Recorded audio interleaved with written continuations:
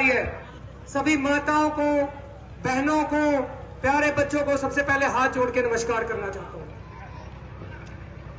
बुजुर्गों, मैं आपको बताना चाहता हूं, हम जब लोकतंत्र की बात करते हैं तो हमें लोकतंत्र एक ताकत देता है। हमें लोकतंत्र ताकत देता है कि 5 साल में अगर कोई राजनीतिक दल, 5 साल में अगर कोई पार्टी अपने मैनिफेस्टो के हिसाब से काम ना करे, आपको किए गए वादों को पूरा ना करे, तो आप उस पार्टी को, उस राज को बदल सकते हो। आपकी वोट में बहुत ताकत है।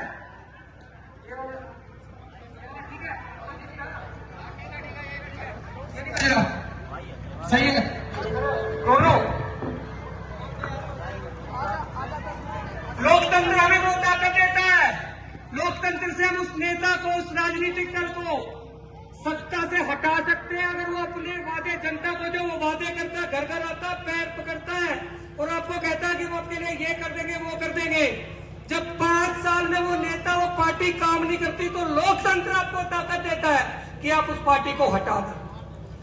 अब हिंदुस्तान में बढ़ाया चला हुआ कि लोकतंत्र खतरे में है, लोकतंत्र खतरे में है, पर यह समझना बहुत जरूरी है कि लोकतंत्र कैसे खतरे में है।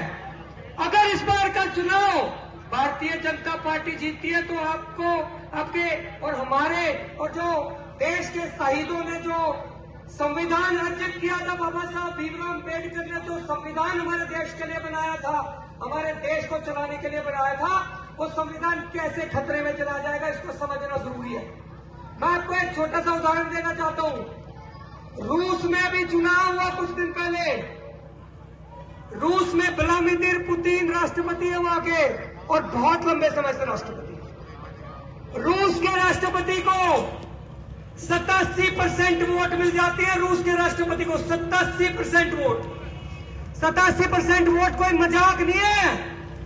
व्लादिमीर पुतिन ने कोई रूस में बहुत क्रांतिकारी काम नहीं कर दिए। उन्होंने विपक्ष के नेताओं को जेल में डाल दिया। उन्होंने विपक्ष के नेताओं को दबा दिया।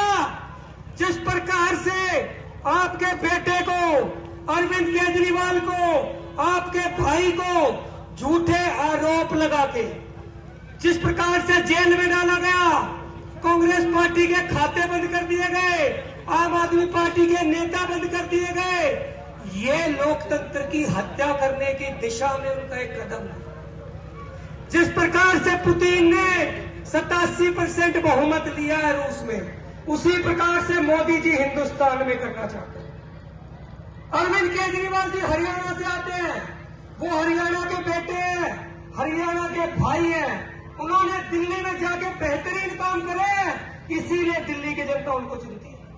उन्होंने बेहतरीन स्कूल बनाए, बेहतरीन अस्पताल बनाए, देश विदेश में चर्चा हुई, और भारतीय जनता पार्टी को हरियाणा के लाल से इतना डर लगने लग गया कि उन्होंने उनको झूठे आरोप लगा के जेल के अंदर डाला। आप मुझे बताइए, हरियाणा के लाल अरविंद केजरीवाल को जेल में डालना जायज है? क्या हरियाणा की जनता सहेगी अरविंद केजरीवाल को जेल में?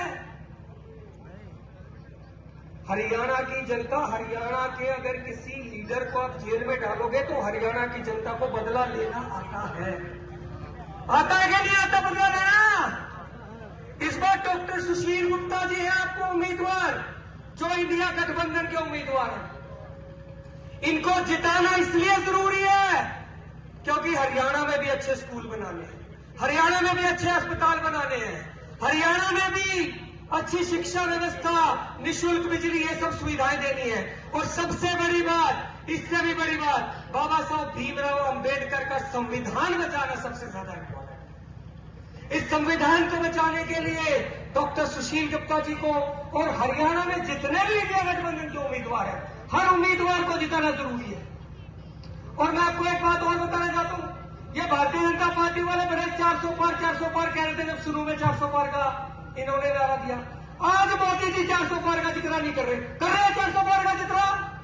मोदी जी 400 पार भूल गए हैं। इन्होंने बतेरी, ये इतने बड़े डकैत हैं जो चंडीगढ़ में जाकर 4-4, 5-5 वोटों की चोरी करते हैं।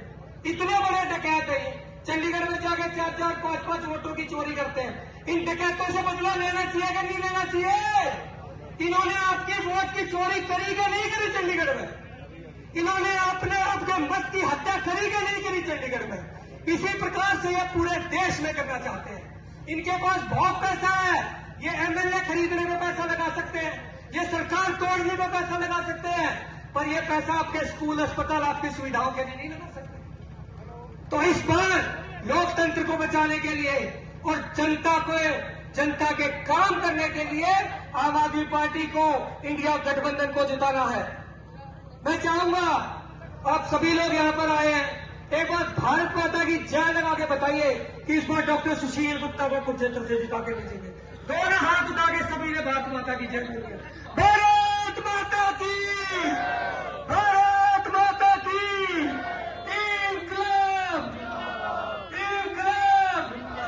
आप सबने मुझे सुना, उसके लिए आपका बहुत बहुत धन्यवाद। जय हिंद, जय भारत। धन्यवाद डॉक्टर साहब। अब आपके बीच में मैं